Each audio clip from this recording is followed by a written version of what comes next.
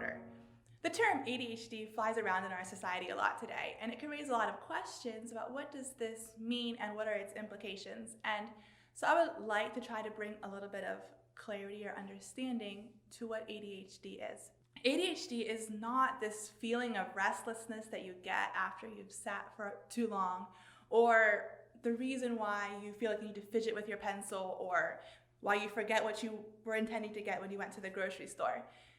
ADHD is a persistent problem, a persistent pattern of inattention and hyperactivity or impulsivity that interferes with functioning or development. That word persistent is really important.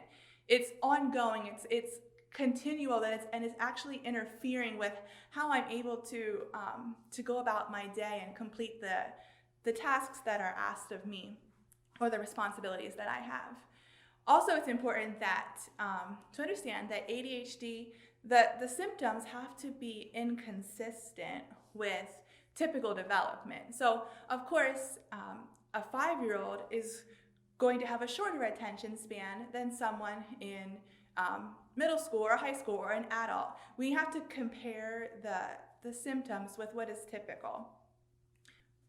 We had talked previously about the categories of disabilities, and ADHD falls under the category of other health impairment. ADHD is a health impairment. It's not a learning disability. Of course, ADHD can significantly impact learning, but it is first a health difference, or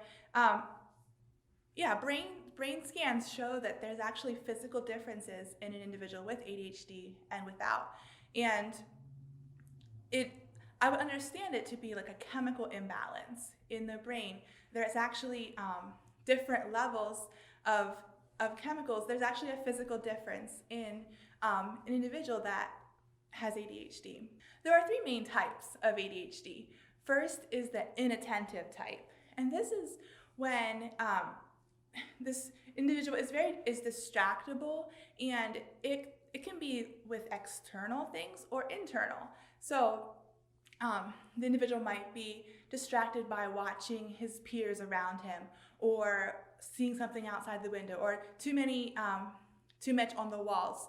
This person could also be distracted by internal things, like they're hungry, or they're tired, or they're thinking about something outside of the classroom, or outside of what they're doing at the moment. When someone struggles with the inattentive type of ADHD, it also impairs their working memory. So they struggle to remember what tasks they're supposed to be completing, and like keeping a list of things in their mind that they need to be doing is really hard to keep track of that, and to remember bits of information or tasks that they need to do.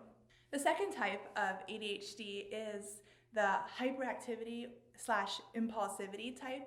This is actually the least common, that someone would just have this category of ADHD. And this is what we think of often with like restlessness, hyperactivity. They keep moving around. They cannot stop talking. It's constantly flowing. Rapid decision making, being very impulsive. That would be characteristics of this type of ADHD. And most commonly, there's the combined type. And that's when an individual struggles with the inattentive part and also the hyperactive component of ADHD. When we talk about ADHD, there are all these different symptoms, and it can be challenging to know, is this symptom, is this being inattentive, is it just part of typical childhood development, or is it actually something more substantial that we need to be looking at what's a way forward, or how do we help this child, and maybe looking toward more of a diagnosis. And linked to this video, we're going to have a checklist that could give you an idea of whether or not these symptoms are great enough or persistent enough to merit a diagnosis. This tool is just to give you an idea, maybe a frame of reference, considering the symptoms of both categories. And it's important to realize that 6 or more symptoms in each category have to be present for a diagnosis to be made. And again, this would require going to talk to a family doctor. It's not something that you can just diagnose on your own. So when an individual has ADHD, what's going on? Why are they experiencing these challenging behaviors? What's actually happening? And this is how I understand it. So a child in their brain, they're asked to do something, maybe complete a task, and the synapses in their brain fire, but they don't have enough energy to reach the destination or for the task to actually be carried through. And when they're, so a child is sent out to get his book out of his locker. And on the way, like he's fully intending to go do that. That's his plan. He understands that's what he's asked to do. And on the way, he sees a pencil on the floor and he kicks the pencil. And then he remembers that we're having soccer today. And he runs back into the classroom and he says, I want to have this certain position in soccer today. And all of a sudden, like, he never completed the task. He got sidetracked. He had good intentions, but he wasn't able to complete them or carry them out. And that tends to be what happens when a child has ADHD. It can even happen, with completing their math paper or their assignments. They know they're supposed to, they know what they have to get done, but they can easily get off track.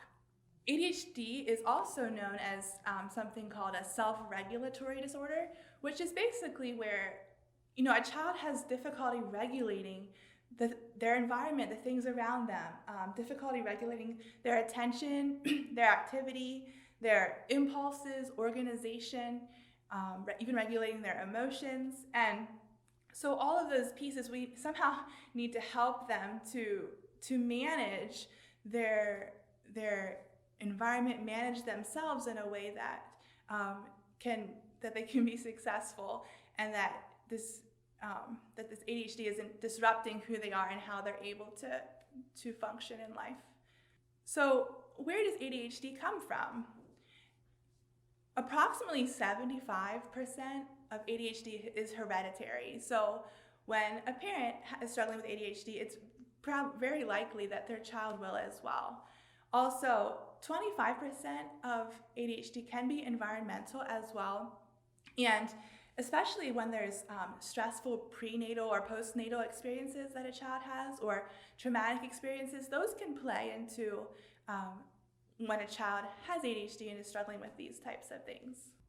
So when a child is struggling with ADHD, what should we do about it? How can we help them? First, I think we need to take a look in our classrooms and find ways to train them to manage this difficulty, ways in our classrooms to accommodate and help these children. So the first thing, I believe that children need this structured environment, and the more organized and predictable things can be in the classroom, the better that they will be able to kind of fit into those expectations.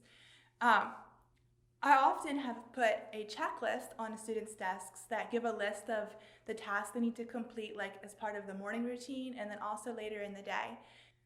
This checklist says about the same thing every day. Things like get 2 sharpened pencils, use the restroom, tear out this math paper, write down your homework. But when a child has ADHD, or I've worked with children with ADHD that consistently look at that checklist every day. The other students probably have it memorized. They can know what's on there without looking. But I've seen students regularly check in and cross each thing off as they complete them so that to help them keep on track. It's like a reminder. And I know parents that use this as well, like for morning routines, bedtime routines, to help the child to kind of train themselves to complete a list of tasks. Also, I think as teachers, it's really helpful and healthy if we can incorporate opportunities for purposeful movement in the classroom. So this child might struggle to sit in his chair and needs to get up and get moving. And so if we can incorporate that in the rhythms of our instruction, that can be really helpful.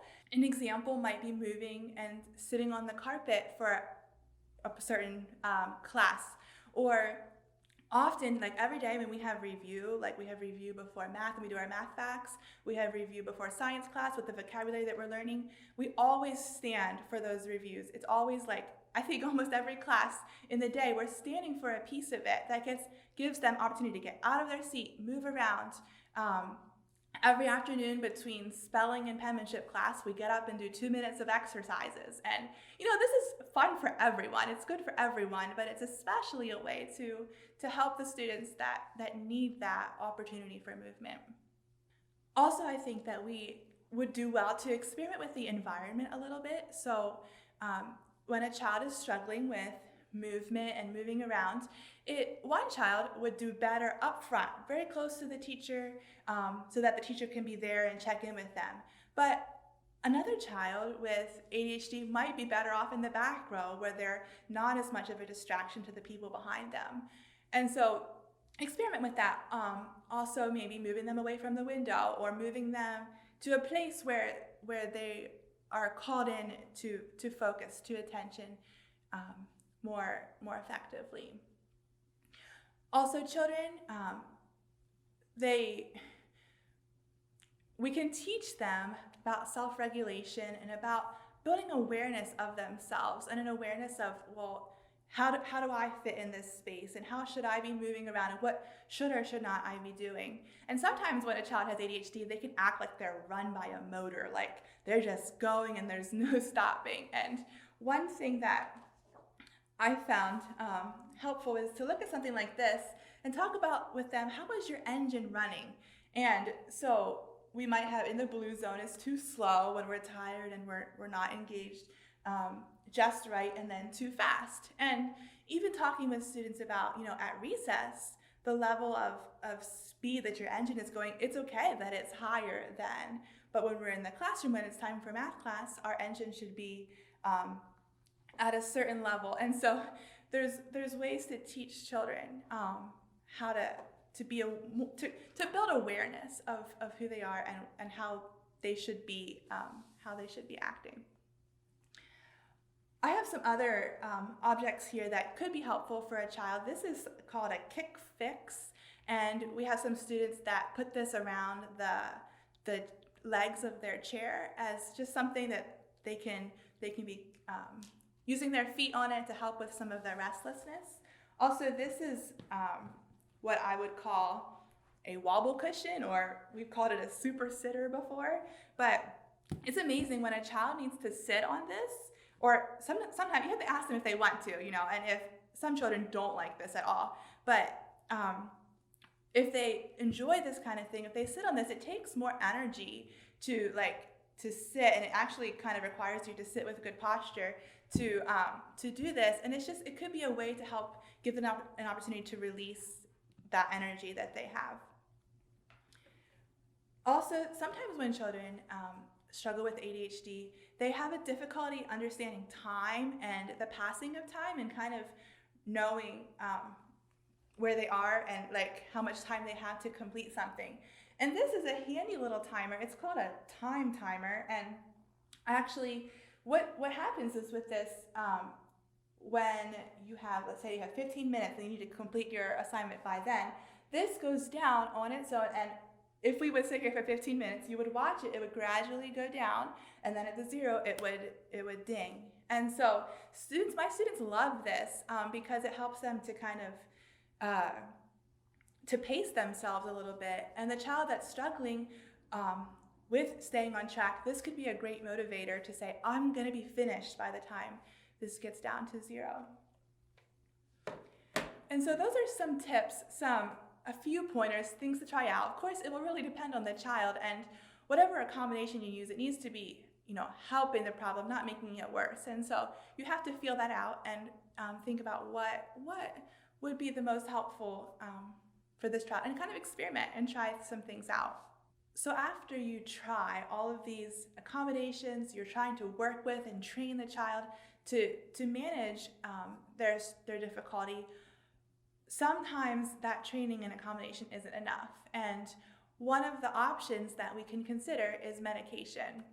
And what is this? Let's try to get an understanding a little bit of how ADHD medication works. So typically, a child would take a stimulant, and if you remember back to when we talked about the synapses firing and not reaching their destination, what a stimulant, or like Ritalin, would do would give the synapses in the brain a boost so that they are able to reach the destination, so that and then what will happen is it will enable the child to complete the tasks that he's asked to do. You could think of it maybe as a super booster to get through the fritzing, the going off and connecting with other synapses. A stimulant can be given daily, and then it will wear off. Like, a stimulant does not have long-term impact. It will just, give them that extra boost that help those chemicals be balanced in their brain, and then, by the evening it will be worn off. And so I have seen adults, or I've talked to adults who have taken a stimulant when they know that they have to be able to get their tasks completed today, get a lot completed. But then on a day where it doesn't matter so much, well, then it's okay, and they don't take it. So it's a tool. It's a tool when ADHD becomes so overwhelming that we don't know what to do next. And it can help someone get back on track, so that maybe they can start working on those organization things of themselves. And so then, hopefully, eventually, they wouldn't need to take it anymore. But it is a resource. It's something that could be really helpful to get an individual on track. There's the question of addiction, and I've asked this question to a professional, and she said that addiction will only happen if someone's taking a stimulant when don't really have ADHD.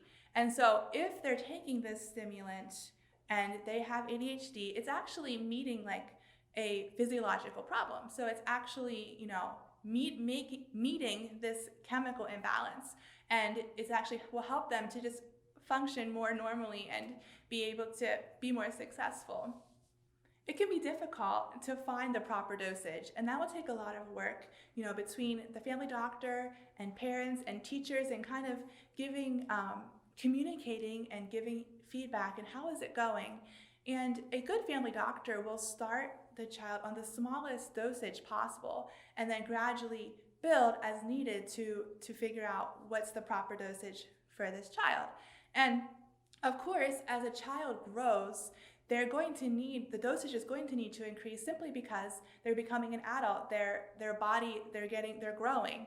And so when a child's dosage needs to increase, that doesn't mean they're getting addicted to it. It means that they're just growing. There is also the concern of side effects, and that's possible. Some children experience side effects, some do not. And so again, it's just something you're going to have to try out and see what's going to work for us. And so medication is something that I think we should consider as a valid option, something to consider and to try when we've tried all the other things. We've tried the accommodations, we've tried training and working with them, and those are not helping us. Then I think it's worth looking into. As teachers, it can be really easy for us, like we just, parents, we just want you to try this, because we see, especially in our classrooms when the environment's more structured, some of these things show up even more than they do in the home setting, just because you're expected to sit and to complete your work and do all of these tasks. And so I do think, though, that it's really important for us as teachers to talk graciously with parents, to give them grace, and realize like there's a lot that they have to think through here, and they have to wrestle with the complexities of this and their own emotions in all of this. Like, do we want to give our child medication like this? And so I think that's really important that as teachers, we offer time, we offer grace. Yes, I do think we need to be honest and to be specific about the struggles that we're finding in the classroom. I think also we do well to communicate that we're recommending this out of care for the child. Like, we really care for them, and we want them to be successful. We see their frustration. And if we communicate that care too, I think that parents may be able to hear us better. But it also takes time to build up credibility. It takes time to you're going to need to have relationship and really work closely, and at the end of the day, it is the parent's decision what they're going to do and for the sake of their child. And so, as teachers, we can advocate, we can be a spokesperson, but we do need to respect parents as well, and the decisions that they make for their children. So I wish I could ask you what questions you have about this, what more could be explained, but in the description box, there's going to be a list of resources with some books, and Russell Barkley is a credible author, someone that I would trust as someone to look at, to read his what he's written about, working with ADHD in school and in home, and he has some books that could be worth looking at. So I hope that you feel a little better informed about what ADHD is and how you could help someone in your life that is struggling with this disability.